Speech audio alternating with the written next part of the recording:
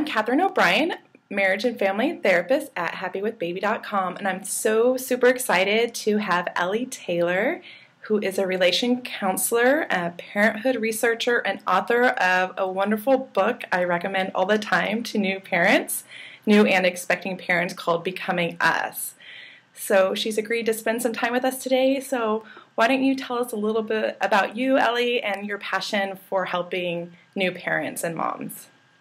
Oh, yes, and lovely to see you and yes. to meet you. We're connected online. It's lovely. I know. I'm really thrilled to be doing this with you, Catherine.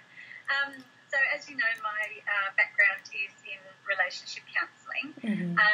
But I became a relationship counsellor and a new mother pretty much at the same time. I was actually pregnant with our second child when I started counselling couples.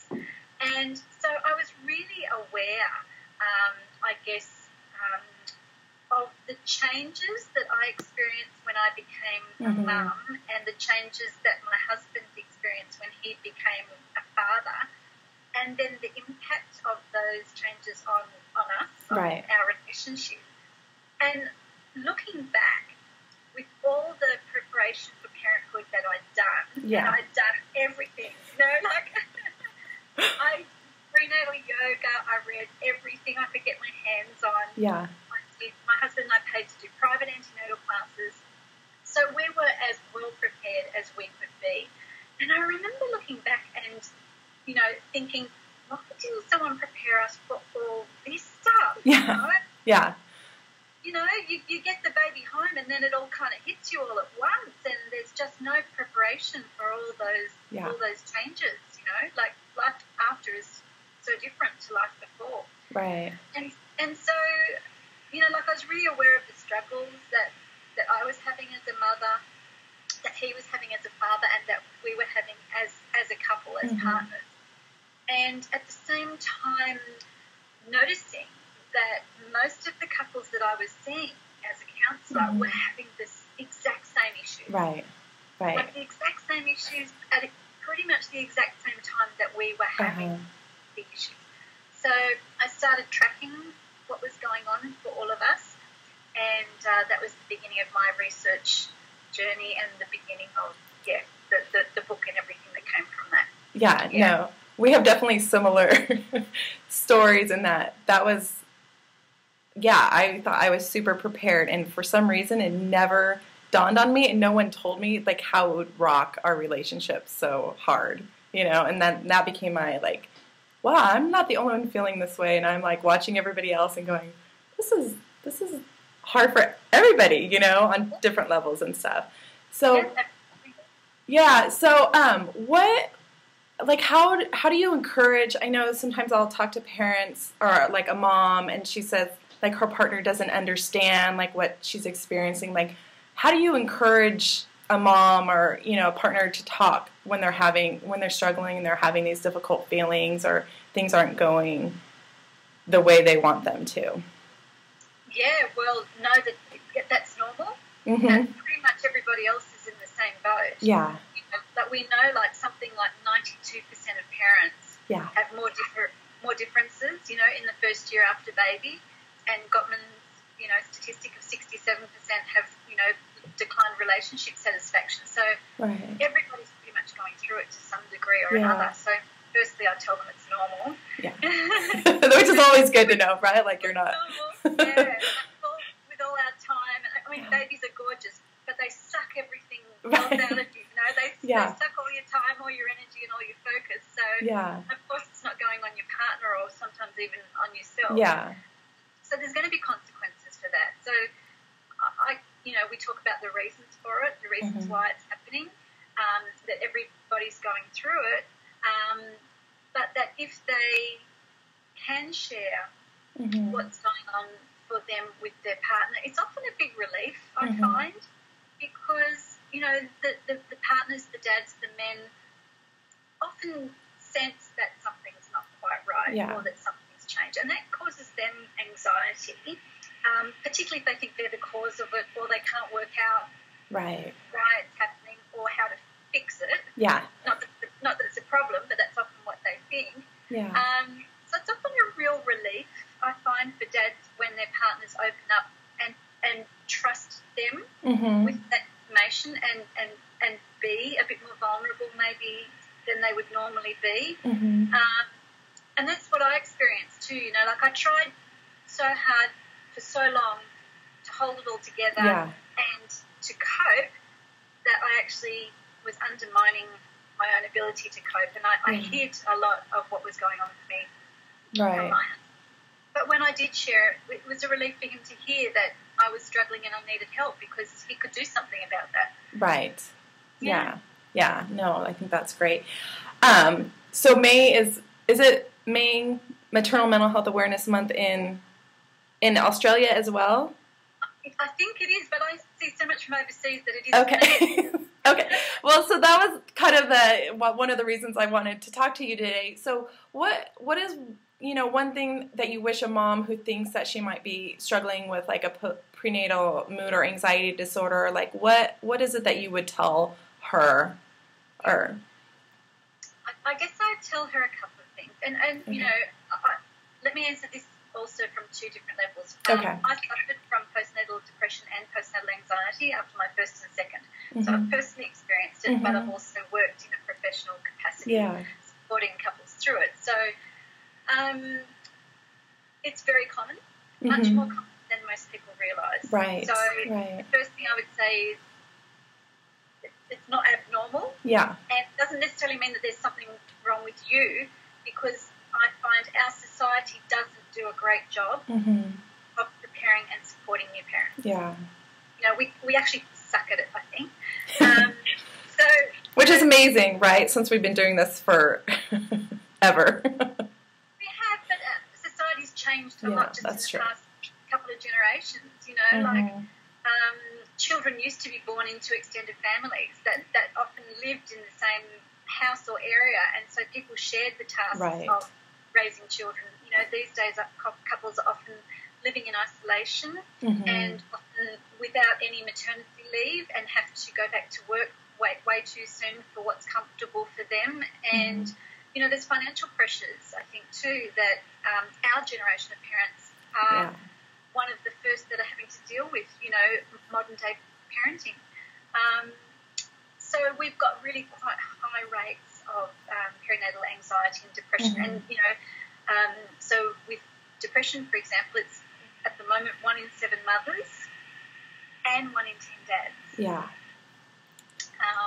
And even we had some new research from Monash University in Melbourne that 33% of mothers and 17% of fathers are experiencing symptoms of postnatal anxiety. Yeah. So that's 1 in 3 mums. Yeah, that's a lot. Super stressed out. Yeah. It's a lot. And I think it's because, you know, we really don't do a great job of helping, supporting, guiding, and preparing parents for parenthood. So it's not your fault, I guess. Yes. Not your fault. Yeah, and there is help out there, and there is support, and sometimes a diagnosis is the first step for somebody to receive that. Yeah. No, I think that's good. I'll talk to moms, and they'll like so much guilt, like and shame around feeling like I'm a bad mom, or this has happened to me. It's because I don't have everything, and I'm like, it happens to anybody, you know. It doesn't discriminate, unfortunately. So it's like, and you know, the sooner you get help, the sooner you can hopefully start feeling better and stuff. Well, that's the good news, is that you know, perinatal mood disorders, as you know, are very common, but they're also very treatable. Right. And you know, often it's just a matter of getting mum or dad the support that they need. You know, often it's the social factors that have contributed to the anxiety or the depression that we can do something about quite easily. You know, it doesn't always mean medication. It doesn't always mean, you know, that things are going to get worse. Often it's just identifying how you got to this place and how we can help you through it. Yeah. No, I'm glad you said that. So I've been doing this series of like mom interviews, and so I thought I would take some of the questions from there because I know you're a mom as well, and your children are a little bit older, so I think it's always good to have like some insight for especially moms of new parents, and they're like, oh, it does get easier, or at least the challenges are different, right? But how do you balance? Yeah. How do you balance being a mom and working in your relationship roles? Yeah. It does get easier as they get older, I have to say. Okay. So it's great now. So hang in there. It does get easy.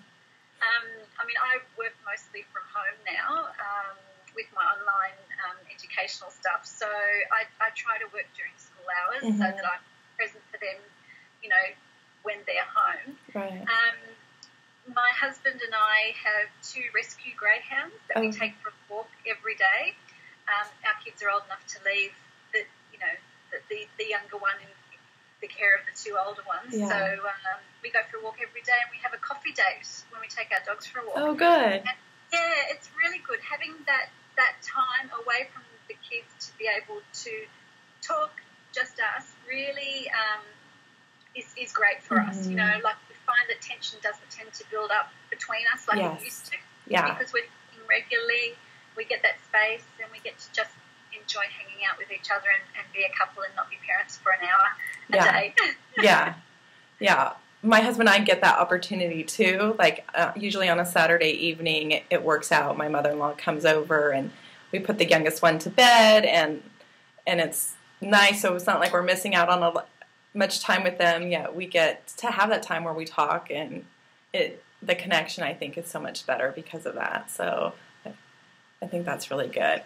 Parents with younger children, because you know, my kids are older now, so it's easy for us. But when I'm working with parents of younger children, you know, it only takes a moment to connect. It doesn't have to be a great deal of time. Date nights are often too hard to organise, or you're too tired.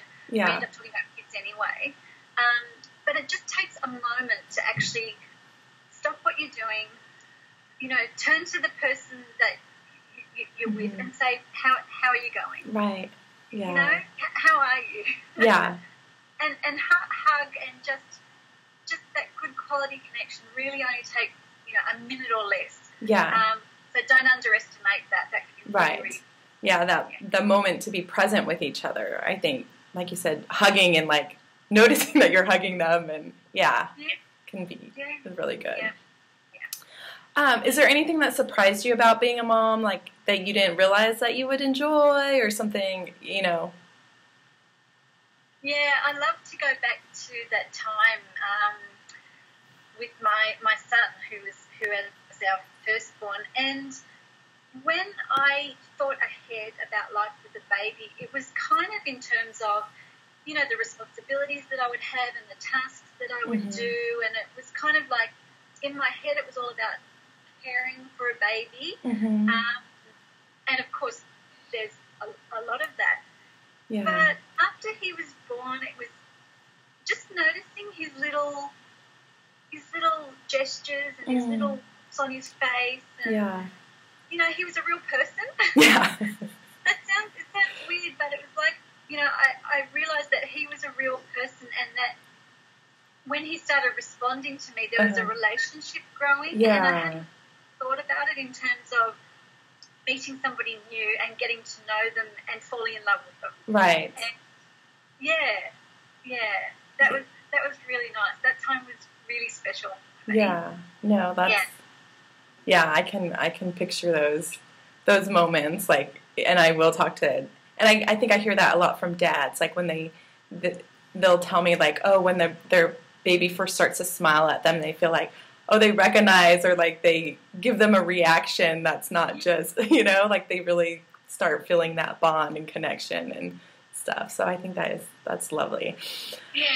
So, you know, I don't want to take a lot of your time, and but what is like one piece of advice that I know you have lots of a lot of good advice and a lot of things, but if there's like one thing like you would hope like a mom or parents could walk away from today, or to do, or to be helpful, like what would that be? Yeah, sure. Buy your book. That's what I would say. Yeah. Yeah, thank you. There's a lot of advice in there, and the only book that I know of that really addresses some aspects of the transition into parenthood that aren't getting a lot of attention. Yeah. It's more the shadowy stuff that really needs to be addressed because it can make a big difference. Right. And because we're talking about mental health, because it's Perinatal Mental Health Awareness Month, so let me put my advice in that context. Okay, awesome. So I mentioned that I experienced postnatal depression and anxiety, and for me, it was, I felt I'd lost myself. I felt that in becoming a mother, I'd kind of sacrificed who I was before I became a mother, because I left full-time employment and left that life behind. And, was quite isolated where I was living, because it was a long way from the city where I'd worked, etc., etc. So I found that a lot of the struggles that I'd had becoming a mother were really related to me becoming disconnected from my previous life and from my previous self. And that then impacted me in a way that I became disconnected from my husband. Yeah. So if I could give mothers one piece of advice, it would be find ways to stay connected to who you are. Yeah. Whatever it means for you. If you're creative, through your creativity. If you're intellectual, through reading. If social, through, keeping the friendships that are important to you, or in lots of different ways that you can. And make it a priority to reconnect after a period of time if you disconnect because of whatever reason. That's the first piece. And then the second piece is to stay connected to your partner. I learned the hard way that he was kind of like an anchor for me. And that my relationship with him was a really solid foundation that became very, very shaky because we weren't prepared for the changes of parenthood, and that we had to rebuild and have done so in a really strong way. And we're better now than we were before. So which is another thing that I think it's important for women to know if they're struggling with perinatal depression or anxiety, is that get the help for your relationship, because you can end up with a better relationship because of it. That certainly happened for us. So. Yeah, no, that's so good. Well, is there anything else you'd like to share today before we finish this, or? I think that's about it. Okay. I love to work with parents. I love to work with professionals. My passion is teaching parents and professionals about the stages of the transition into parenthood, which is what Becoming Us is all about. That's what my research has been into, the different stages that mothers, fathers and couples go through as they transition from being partners into being a parenting partnership. So they can find me at ellytaylor.com, and let's continue the conversation. Well, thank you so much for your time today. I so appreciate everything you're doing for parents out there, because I think it's really, really powerful and so much needed out there. So thank you so much. My pleasure, Catherine. It's great to see you. A lovely day.